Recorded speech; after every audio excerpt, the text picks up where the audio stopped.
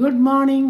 இன்றைக்கி சேனை வாழைக்காய் எரிசல் எப்படி பண்ணுறதுன்னு காமிச்சு தரேன். வாழைக்காய் இந்த மாதிரி செமி சர்க்கெலாம் ஆக்கிங்க. சேனையை இந்த மாதிரி செதுக்கி வச்சுங்கோ. துவரம் பருப்பை நல்லா அலம்பி 4 விசில் குக்கரில் வச்சுங்கோ. ஒரு குக்கரில் தண்ணி, உப்பு, மஞ்சப்பொடி, சேனை, வாழைக்காய் போட்டு 2 விசிலுக்கு வேக வச்சுங்கோ.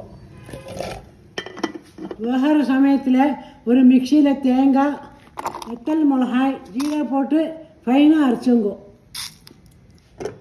குக்கர் திறந்த பின்ன அடுப்பை ஏற்றி வேக வச்ச பருப்பு, அரைச்ச மசாலா போட்டு கொதிக்க வைங்கோ. கொதிக்கிற சமயத்தில் ஒரு கடாயில் தேங்காய் எண்ணெய், கடுகு, உளுத்தம்பருப்பு, கருவேப்பிலை, துருவின தேங்காயும் போட்டு வறுத்துங்கோ.